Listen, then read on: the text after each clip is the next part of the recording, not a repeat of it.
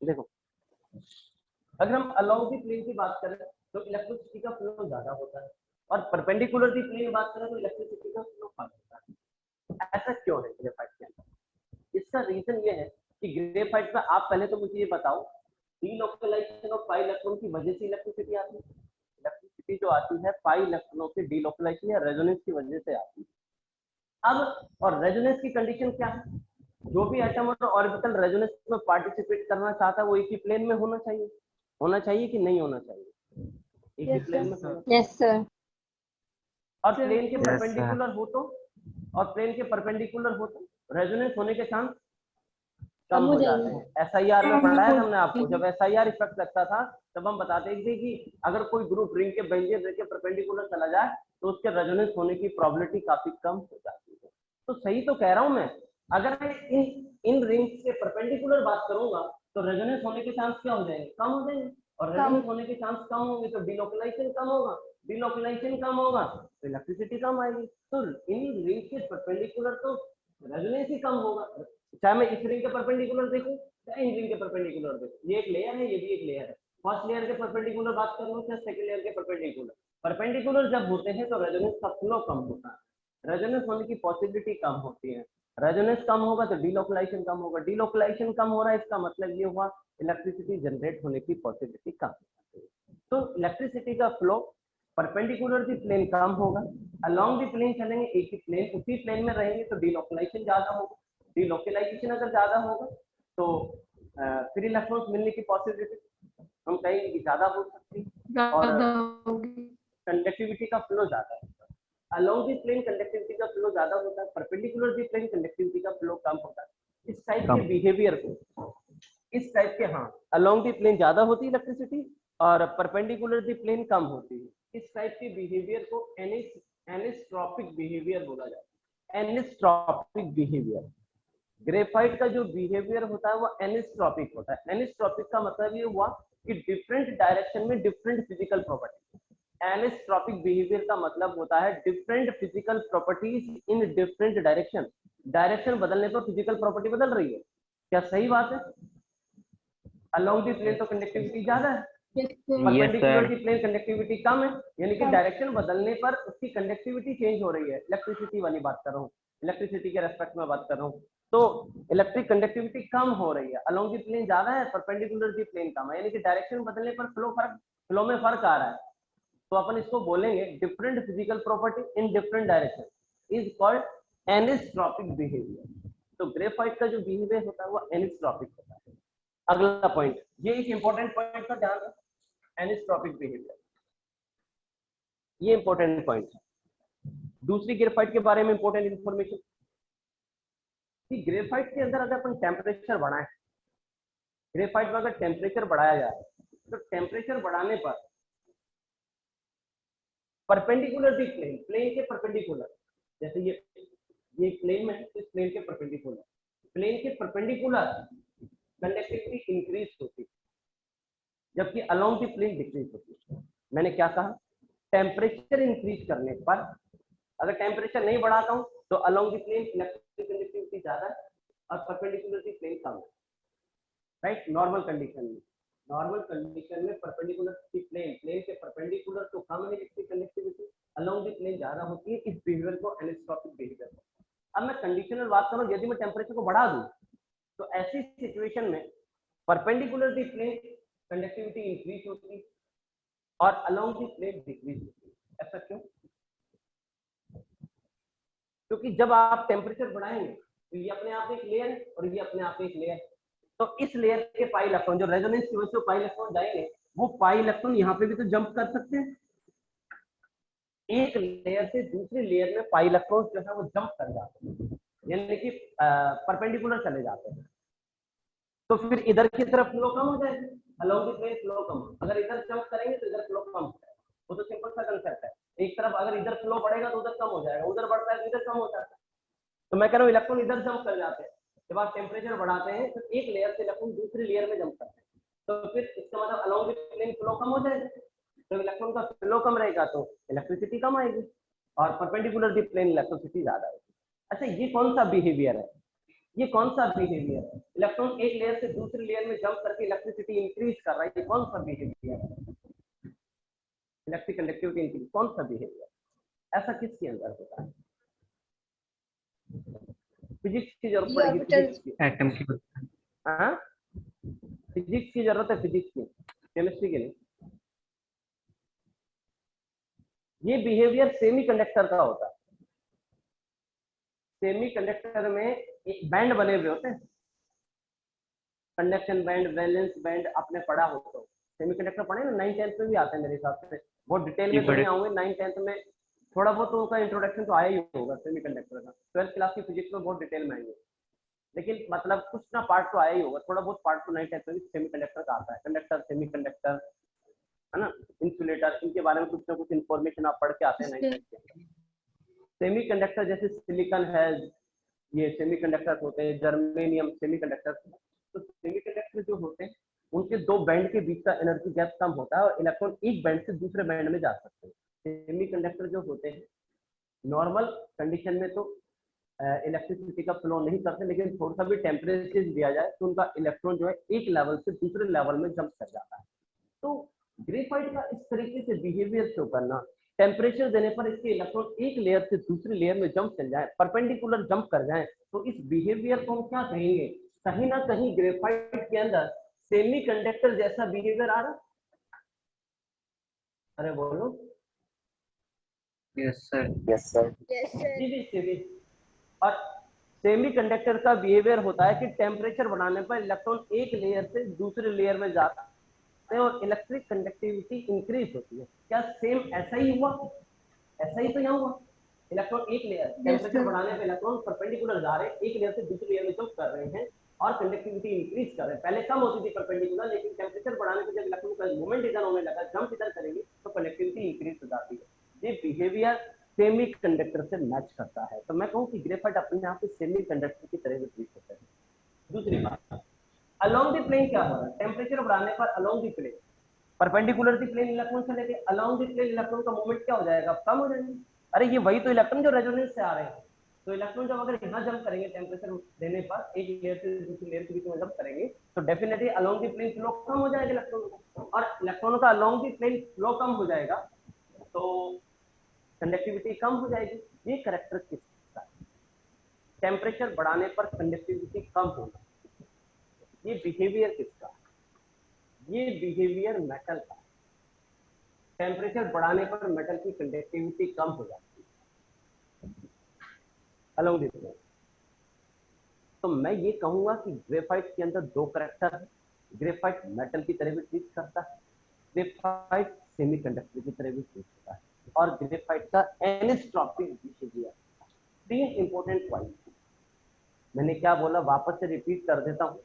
Graphite along the plane conductivity ज्यादा show करता है, परपेंडिकुलर में इलेक्ट्रिक कंडक्टिविटी कम आती है, क्योंकि अलोंग द प्लेन पाई इलेक्ट्रॉनों का मूवमेंट ज्यादा होता है, रेजोनेंस ज्यादा होता है, परपेंडिकुलर रेजोनेंस होने का चांस कम। अब दूसरी कंडीशन, इस टाइप का जो बिहेवियर होता है उसको एनिस्ट्रॉपिक बिहेवियर बोलते हैं। जब अलग अलग डायरेक्शन में अलग अलग प्रॉपर्टीज आ रही हो तो इस टाइप के बिहेवियर को एनिस्ट्रॉपिक बिहेवियर। दूसरी कंडीशनल बात करी थी, अगर टेम्परेचर को इंक्रीज किया जाए तो इलेक्ट्रॉन एक लेयर से दूसरी लेयर में जंप करते हैं, और जंप कर रहे हैं तो परपेंडिकुलर जंप कर रहे हैं, दोनों लेयर एक दूसरे के परपेंडिकुलर होती है, तो जंप कर रहे हैं तो इलेक्ट्रॉन जब एक बैंड से दूसरे बैंड में या एक लेयर से दूसरी लेयर में जंप करें और इलेक्ट्रिक कंडक्टिविटी को इंक्रीज करें, तो ये बिहेवियर क्या बोला जाता है? सेमीकंडक्टर का।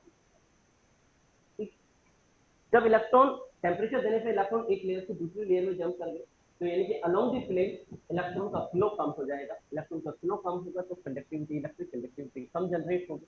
यानी मैं कहूँ कि इलेक्ट्रिक कंडक्टिविटी डिक्रीज हो जाएगी along the plane temperature increase करने पे। तो इस टाइप का बिहेवियर मेटल का बिहेवियर होता है। तो हमने क्या सीख लिया? माइंड सेट कर दिया कि ग्रेफाइट जो है मेटल की तरह भी बिहेवियर करता है, ग्रेफाइट सेमीकंडक्टर की तरह भी बिहेवियर करता है। यहाँ तक किसी को दिक्कत नहीं ग्रेफाइट के बारे में? अगला पॉइंट, ग्रेफाइट कार्बन के जितने भी एलोट्रॉप हैं उनमें सबसे ज्यादा स्टेबल, मैंने सबसे ज्यादा हार्ड नहीं बोला है। ग्रेफाइट कार्बन के जितने भी एलोट्रॉप हैं, जितने भी कार्बन की फॉर्म्स एग्जिस्टेंस में हैं, उनमें सबसे स्टेबल फॉर्म है। उसका रीजन क्योंकि ग्रेफाइट की थर्मोडायनेमिक स्टेबिलिटी काफी ज्यादा होती है और उसका लॉजिक दिया जाता है कि ग्रेफाइट का delta H F equal to 0 होता है। ये सबसे इंपॉर्टेंट पॉइंट है। ग्रेफाइट ज्यादा स्टेबल होता है बाकी लोगों से, इसके पीछे लॉजिक ये है कि उसका heat of formation delta H F equal to 0 है। अब आप इसके बारे में जानते हो इसके बारे में, जब हमने आयनिक कंपाउंड का फॉर्मेशन पढ़ा, हम कोवेलेंट पढ़ रहे हैं लेकिन एचएफ वर्ड हमने कहाँ यूज में लिया? जब हमने आयनिक कंपाउंड का फॉर्मेशन बताया, जैसे Na+Cl2 की रिएक्शन जब हम NaCl बनाते थे बैलेंस करने के बाद इक्वेशन को, तो उसके ऊपर डेल्टा एचएफ लिखते थे, उसका बोर्न हैबर साइकिल बनाते थे इनऑर्गेनिक केमिस्ट्री के अंदर जब हम आयनिक बॉन्ड का फॉर्मेशन पढ़ते। ऐसा होता था क्या? Yes sir. Yes sir. Delta H किसको बताता? पूरी रिएक्शन में ओवरऑल जितने एनर्जी चेंजेस हुई, जितनी एनर्जी आपने दी और जितनी एनर्जी वहां से रिलीज हुई, चाहे दी गई हो चाहे ली गई हो, सबका जो टोटल होता है ओवरऑल एनर्जी जो चेंजेस होता है वो डेल्टा एच बोला जाता था, हीट ऑफ फॉर्मेशन बोला जाता था। क्या बात सही है? Yes sir. अरे ये बात सही है क्या? Yes sir. आयनिक कंपाउंड का जब फॉर्मेशन करते हैं Na और Cl की रिएक्शन कराकर, जब Na+Cl2 की रिएक्शन जब NaCl बनाते हैं तो उसके ऊपर डेल्टा एच किससे सकते हैं, तो उससे साफ क्लियर हो जाता है। तो वहाँ जब डेल्टा एच जो है वो ओवरऑल एनर्जी चेंजेस को बताता है, जितने भी स्टेप्स हैं उसमें, चाहे एनर्जी रिलीज हुई चाहे एनर्जी दी गई, सबका जो टोटल होता है वो डेल्टा एच होता है। तो हीट ऑफ फॉर्मेशन जो है डेल्टा एच की वैल्यू जो होती है जब ग्रेफाइट का फॉर्मेशन होता है, तो जैसे इस रिएक्शन में ग्रेफाइट का फॉर्मेशन हो रहा है, तो इस रिएक्शन में जब एक्सपेरिमेंटली इसका डेल्टा एच ऑब्जर्व किया तो वो 0 आया, और किसी का डेल्टा एच 0 आ रहा है तो उसकी थर्मोडायनेमिक स्टेबिलिटी हाईएस्ट या मैक्सिमम। किसको स्टेबल माना जाता है? जिसके हीट फॉर्मेशन की एनर्जी का टोटल एनर्जी चेंजेस, मतलब जितनी एनर्जी दी गई उतनी एनर्जी रिलीज होगी, जब तो 0 आएगा। डेल्टा एच 0 कब आएगा? जब सप्लाइड एनर्जी और रिलीज एनर्जी दोनों कितनी हो, बैलेंस में हो। मान लो मैंने 500 किलो जूल एनर्जी दी और 500 किलो जूल एनर्जी रिलीज हो गई, तो नील बटा सन्नाटा हो जाएगा अपने आप ही, डेल्टा एच 0 हो जाएगा। तो जब रिलीज एनर्जी, तो मतलब इस प्रोसीजर में जब यहाँ ग्रेफाइट बनता है तो इस प्रोसीजर में जितनी एनर्जी रिलीज होती है और जितनी एनर्जी दी जाती है वो दोनों बिल्कुल बैलेंस में होती है अपने आप ही। तो इसका एक्सपेरिमेंटली डेल्टा एच 0 आया, इससे पता चलता है कि थर्मोडायनेमिक।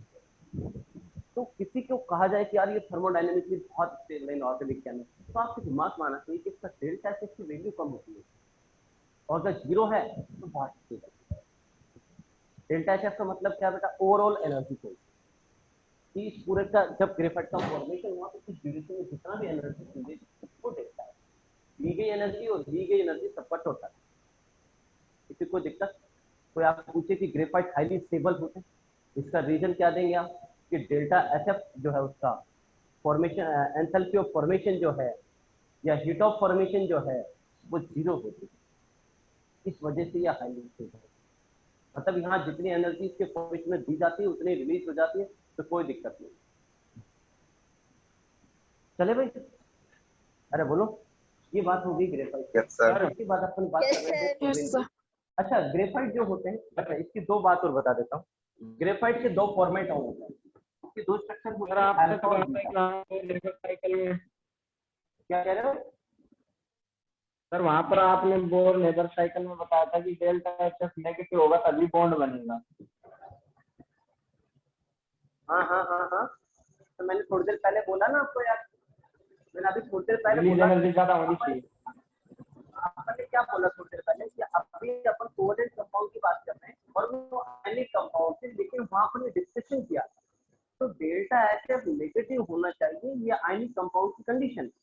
डेल्टा एच जो हीट ऑफ फॉर्मेशन 0 होना चाहिए, ये आयनिक कंपाउंड के फॉर्मेशन की कंडीशन है, लेकिन कोवेलेंट के लिए मैंने बोली हुई है। समझ मारिए बात।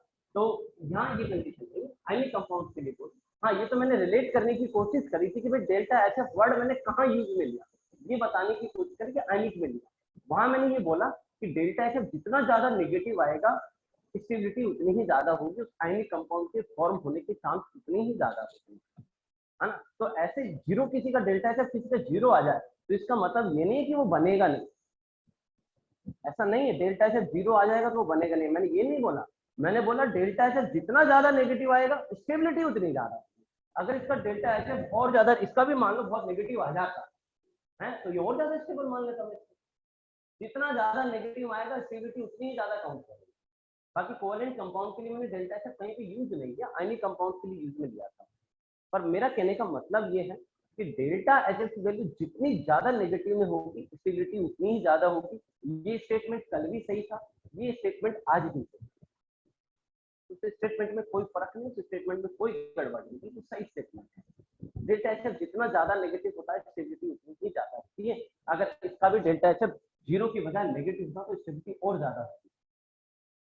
हाँ, जीरो पे भी वो कंपाउंड फॉर्म होता है। एक तो देखो दो चीजें, एक तो डेल्टा एच पॉजिटिव आए, एक जीरो आए और एक नेगेटिव आए, तो आप आइडियल कंडीशन किसको मानोगे कि कौन सी सबसे अच्छी कंडीशन है? नेगेटिव। नेगेटिव वाली सबसे। इसको फर्स्ट चॉइस दोगे, इसको सेकंड चॉइस दोगे, इसको थर्ड चॉइस दोगे। तो जैसे डायमंड का जो फॉर्मेशन होता है, हम कंपैरेटिवली तो स्टडी कर रहे हैं, ग्रेफाइट कार्बन के एलोट्रॉप की स्टडी कर रहे हैं, तो हम ग्रेफाइट की बात कर रहे हैं, डायमंड की बात कर रहे हैं और आगे चल के फुलरिन की बात कर रहे हैं। इन तीनों के अगर अपन कंपैरिजन करके देखें तो इन तीनों के अंदर बाकी दोनों के लिए डेल्टा एच की वैल्यू पॉजिटिव है, ग्रेफाइट के लिए डेल्टा एच की वैल्यू जीरो है। हाँ, ग्रेफाइट की अगर मान लो नेगेटिव होती तो और अच्छी बात है, हमें कोई प्रॉब्लम नहीं। तो कंपैरेटिवली जीरो होना ज्यादा बेटर है पॉजिटिव की बजाय। अब अमन क्लियर है क्या?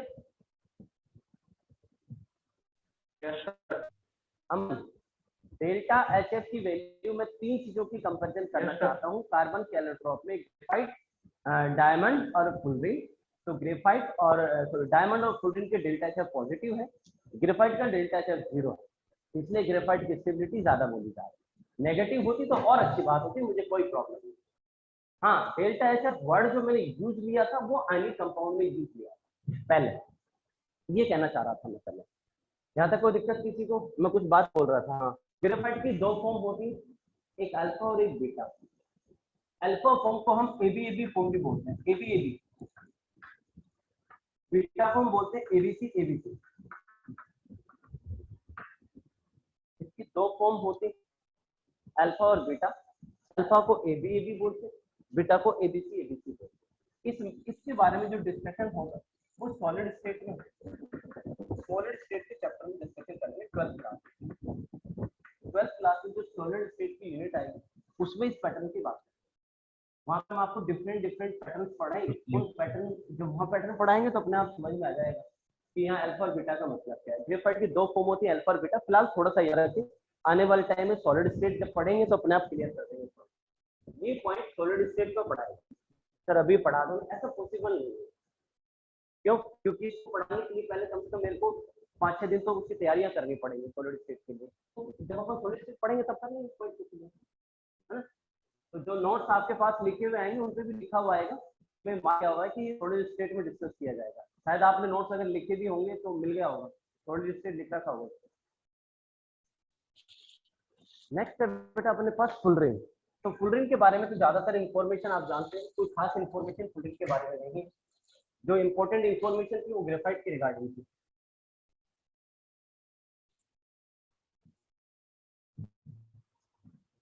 तो मैं कुछ इंफॉर्मेशन फुलरिन के बारे में बोलूँ तो आप मुझे बताते जाएंगे क्या? ये मैन मेड एलोट्रॉप होते हैं क्या बेटा? आप बताएं ना, आपने जो फुलरिन पढ़ा है उतना ही इंफॉर्मेशन है फुलरिन के बारे में। मैन मेड एलोट्रॉप होते हैं, मतलब ये नेचुरल नहीं है। दूसरा पॉइंट, अच्छा इनको बनाया कैसे जाता है वो मैं बता दूं। फुलरिन बनता है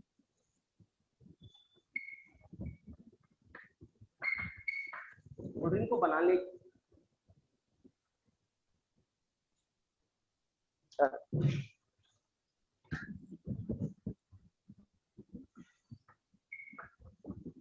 ग्रेफाइट के ऊपर इलेक्ट्रिक स्पार्क दिया गया, इलेक्ट्रिक स्पार्क। जैसा प्रॉब्लम लगाते हैं कि किसी को पागल हो जाता है उसकी बिजली के शॉर्ट लगवा के लाते हैं, पागल खाने में ले जाते हैं जिसकी बिजली के शॉर्ट लगाते हैं, पागल हो जाते हैं, है ना। हाँ बस वही ग्रेफाइट के ऊपर इलेक्ट्रिक स्पार्क कराना है। तो इलेक्ट्रिक स्पार्क कराएंगे तो ग्रेफाइट के ऊपर ये कन्वर्ट हो जाता है फुलरिन में, इलेक्ट्रिक स्पार्क कराने पर। तो ग्रेफाइट के ऊपर इलेक्ट्रिक स्पार्क कराया जाए या टेम्परेचर बहुत ज्यादा कर दे, मतलब 3-4 हजार डिग्री सेल्सियस तो भी हो जाता है, या तो टेम्परेचर 3-4 हजार डिग्री सेल्सियस कर दे। अब इतना टेम्परेचर रहने से थोड़ा मुश्किल होता है, तो इलेक्ट्रिक स्पार्क करवा देते हैं। तो ग्रेफाइट से फुलरिन बनता है, ग्रेफाइट से ही डायमंड बनता है। ग्रेफाइट पे हाई टेम्परेचर प्रेशर लगा जाए नेचुरली तो डायमंड में कन्वर्ट होता है, जबकि फुलरिन जो है नेचुरली नहीं बनता, इसके लिए अपने को इलेक्ट्रिक स्पार्क देना पड़ता है। अच्छा, फुलरिन कौन कौन से होते हैं मतलब? 370 होता है क्या? अरे आपको पता है ना, मैं कुछ नहीं बोलूंगा। 348 और 360 जो होता है मोस्ट सिमेट्रिकल कंपाउंड है, मतलब 360 जो होता है, 360 वाला जो फुलरिन होता है वो सिमेट्रिकल है। सिमेट्रिकल होने का मतलब ये है कि उसको जब आप कट करोगे तो इक्वल पार्ट्स में डिवाइड हो जाएगा और दोनों पार्ट एक दूसरे की मिरर इमेज बनेंगे। पीओएस प्रेजेंट होती है उसमें सीओएस भी प्रेजेंट होती है। पीओएस सीओएस आपने आइसोमेरिज्म में पढ़ी हुई है? पढ़ी है ना? Yes sir. और पीओएस दोनों प्रेजेंट होती है किसके अंदर? फुलरिन के अंदर। 360 जो फुलरिन होता है जिसमें टोटल कार्बन 60 होते हैं, वो जो फुलरिन होता है उस फुलरिन को हम मोस्ट सिमेट्रिकल कंपाउंड बोलते हैं। उसका रीजन ये है कि उसमें प्लेन ऑफ सिमेट्री भी प्रेजेंट है और सेंटर ऑफ सिमेट्री भी प्रेजेंट है ना? किसी भी एंगल से कट कर लो बराबर पार्ट में कट होता है वो, इसलिए उसको मोस्ट सिमेट्रिकल बोला गया। इक्वल पार्ट में डिवाइड होगा, दोनों पार्ट एक दूसरे की मिरर इमेज बनेंगी, तो अपन कहेंगे पीओएस प्रेजेंट। तो सीओएस कैसे देखते हो बताओ जरा? किसी एक पॉइंट एक पॉइंट एक सेंटर पॉइंट बनाते हैं, उसके दोनों तरफ अपोजिट डायरेक्शन में चलते हैं, सेम डिस्टेंस से सेम एटम आ जाए तो अपन बोल देते थे कि सीओएस प्रेजेंट है। तो जिसमें पीओएस और सीओएस प्रेजेंट होती है तो वो सिमेट्रिकल होता है। तो फुलरिन के बारे में जो अभी तक का सबसे अच्छा पॉइंट बनता है वो यही है कि फुलरिन जो है मोस्ट सिमेट्रिकल कंपाउंड। ये स्टेटमेंट के क्वेश्चन में आएगा। ग्रेफाइट, फुलरिन और डायमंड से जो भी क्वेश्चन आएगा वो स्टेटमेंट का क्वेश्चन बनेगा, या तो टोटल करेक्ट स्टेटमेंट पूछ लेगा या इनकरेक्ट स्टेटमेंट पूछ सकता है। तो हम कह रहे थे कि C60 फॉर्म जो है फुलरिन की वो मोस्ट सिमेट्रिकल फॉर्म, उसमें प्लेन ऑफ सिमेट्री भी होती है और सेंटर ऑफ सिमेट्री भी होती है। अगला पॉइंट, C60 को अपन बकमिंस्टर बॉल बोलते हैं क्या? यस सर बकी बॉल। हाँ, वो उस नाम के साइंटिस्ट को कवर करता हूँ। अच्छा, डायमंड और ग्रेफाइट में अच्छा एक खास बात, डायमंड में कितने प्रकार की बॉन्ड लेंथ होती है? सारे बॉन्ड कार्बन कार्बन के सिंगल ही होते थे? एक प्रकार की, एक ही one type of bond length, type की बात कर रहा हूँ, one type of bond length होती है वहाँ, कार्बन कार्बन के बीच में सिंगल होता है कि नहीं? ग्रेफाइट में कैसी बॉन्ड लेंथ होती है?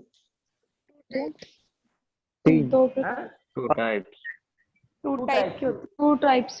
कार्बन कार्बन में सिंगल भी था, हमने देखा था, रिंग देखी थी अभी ग्रेफाइट की, सिंगल भी था, कहीं डबल भी था। तो आप सिंगल बोलोगे कि डबल बोलोगे कि पार्शियल डबल बोलोगे?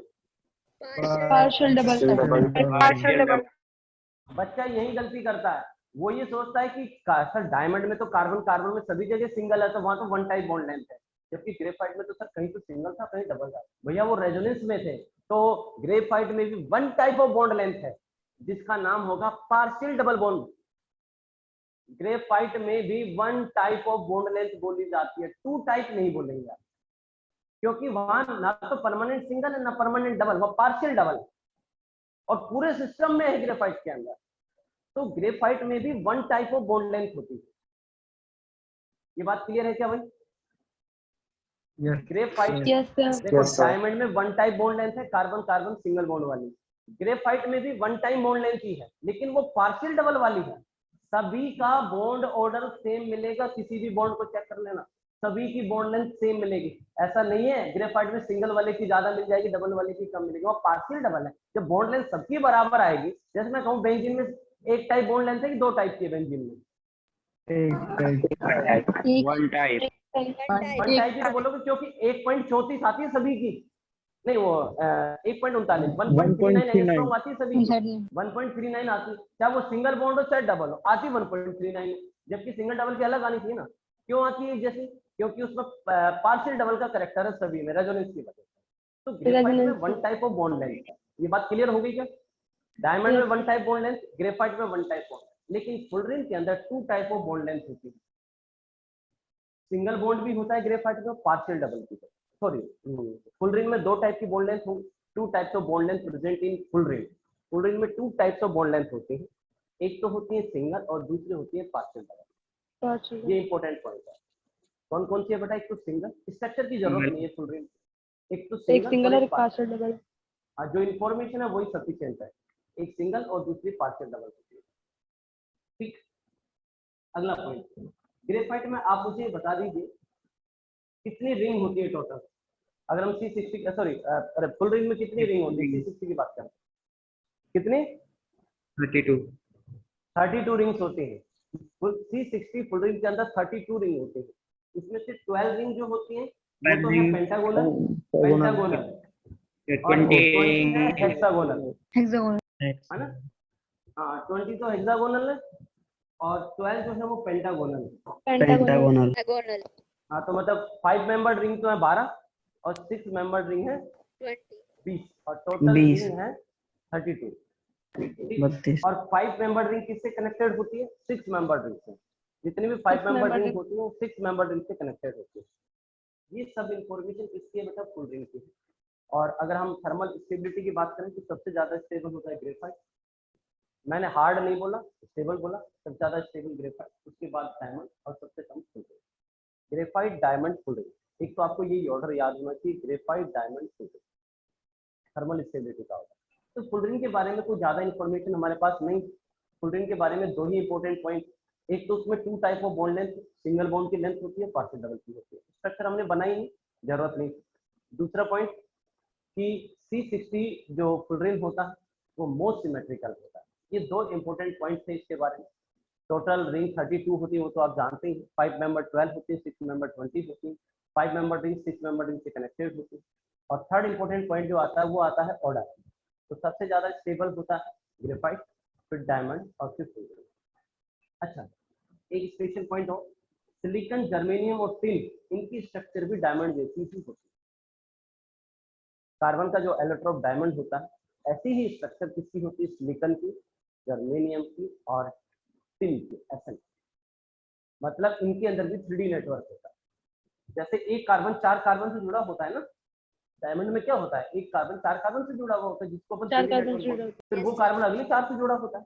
ऐसे ही सिलिकॉन के साथ भी यही होता है, एक सिलिकॉन 4 सिलिकॉन से जुड़ा होता है, फिर वो सिलिकॉन अगले 4 से जुड़ा होता है। तो सिलिकॉन, जर्मेनियम और टिन, इन तीनों में भी डायमंड लाइक स्ट्रक्चर ही होती है। तो स्टेटमेंट का अगर क्वेश्चन बनता है तो इस वाले पॉइंट का भी इंपॉर्टेंट रोल हो सकता है कि डायमंड की स्ट्रक्चर इनमें किससे मैच करती है? सिलिकॉन, जर्मेनियम, टिन, क्योंकि इन तीनों में भी 3D नेटवर्क होता है और डायमंड में भी 3D नेटवर्क का मतलब इतना सा ही है कि जैसे एक कार्बन अदर 4 कार्बन से कनेक्टेड है, फिर उसका इंडिविजुअल कार्बन अगले 4 से कनेक्टेड है। ऐसे ही सिलिकॉन में होता है, जर्मेनियम और टिन में होता है। एक सिलिकॉन 4 सिलिकॉन से कनेक्टेड, फिर वो सिलिकॉन अगले 4 से, दूसरा सिलिकॉन अगले 4 से कनेक्टेड, ऐसा सिस्टम चलता है। इसको हम बोलते हैं 3D नेटवर्क। तो 3D नेटवर्क किस किस में है? कार्बन में है, सिलिकॉन में है, जर्मेनियम में और टिन में। कहे सीता जी, कहे सीता जी सुनो, कहे सीता जी सुनो, ये सब डायमंड है। आप ऐसा मानो, इन सब की स्ट्रक्चर एक जैसी है, 3D नेटवर्क है। किस किस में 3D नेटवर्क जरा बता दो मुझे। कहे सीता जी सुनो, जी सुनो। कहे सीता जी सुनो, यहाँ तक जो है सब में 3D नेटवर्क होता है। तो भैया ये कार्बन फैमिली की कंप्लीट इंफॉर्मेशन मैं आपको दे चुका हूँ। तो पी ब्लॉक के अंदर कार्बन फैमिली कंप्लीट हो गई। नेक्स्ट क्लास में जब हम मिलेंगे तो पी ब्लॉक के अंदर हम बोरॉन फैमिली स्टार्ट करेंगे, है ना। कार्बन फैमिली मैंने पहले डिस्कस किया, नेक्स्ट क्लास में मैं बोरॉन फैमिली डिस्कस करूंगा। कार्बन फैमिली में हमने क्या क्या डिस्कस किया था? सिलिकेट, सिलिकॉन, अरे सिलिकेट यार SI कार्बाइड की फंडामेंटल यूनिट है। Silicate, silicon carbide, silicate, silicon carbide, carbon monoxide, carbon carbon dioxide, silicon carbide और कार्बन के एलोट्रॉप। 7 टॉपिक हमने इसमें पढ़े, ठीक है। नेक्स्ट लेक्चर में हम बोरॉन फैमिली स्टार्ट करेंगे। आपके 11th वाले पार्ट में 2 ही फैमिली है, बोरॉन फैमिली और कार्बन फैमिली। 2 फैमिली 11th वाले पार्ट में आती है, बोरॉन फैमिली और कार्बन फैमिली। फिर बाकी की जो पी ब्लॉक की फैमिली है वो 12th वाले पार्ट में, ठीक। बाकी की जो फैमिलीज हैं, वो जो फैमिली है बाकी की, वो मैं पढ़ाऊंगा नहीं। Nitrogen family, oxygen family, halogen family में नहीं पढ़ा, उनको पढ़ाने की जरूरत नहीं है। क्यों नहीं? क्योंकि उनसे रिलेटेड जितनी भी इंफॉर्मेशन है आपके पास होनी चाहिए वो ऑलरेडी केमिकल बॉन्डिंग है।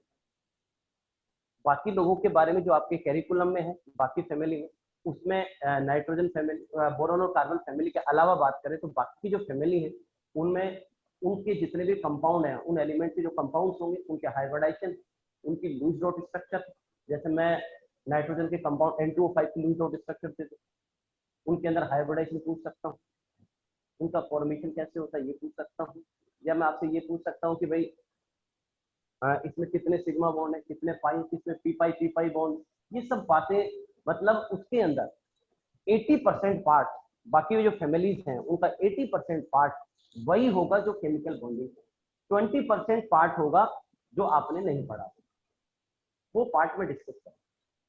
समझ में आ गई बात आपको? मतलब बाकी फैमिली के अंदर इतना ज्यादा मटेरियल नहीं है जितना मटेरियल बोरोन फैमिली और कार्बन फैमिली है। इंपॉर्टेंट फैमिली ये दोनों ही बनती है, बाकी फैमिली के लिए तो मेरे पढ़ाने की भी जरूरत नहीं है आपको, क्योंकि 80% पार्ट आप उनका जानते हैं। किसी के यूजेज वगैरह है वो सब चीजें आप नहीं जानते, जैसे कि भाई मैं आपसे नोबल गैसेस की यूजेज पूछ लूँ, आर्गन की यूजेज पूछ लूँ, तो वो नहीं पता, वो ठीक है, वो थोड़ा लर्निंग वाला पार्ट है, वो आपको बता दिया जाएगा। तो फिलहाल नेक्स्ट क्लास में अपन बोरोन फैमिली स्टार्ट करेंगे ना। चलो Yes. ये भैया अब मेरे को है ना अपलोड करके भेज देना मनीष। मीटिंग एंड कर रहा हूँ बेटा, नेक्स्ट क्लास में मिलेंगे बोरोन फैमिली के साथ। अंजलि तुम्हारी तबीयत ठीक हुई बेटा? है क्या क्लास में? तो थी तो सही हाँ तो सही क्या है जी? है।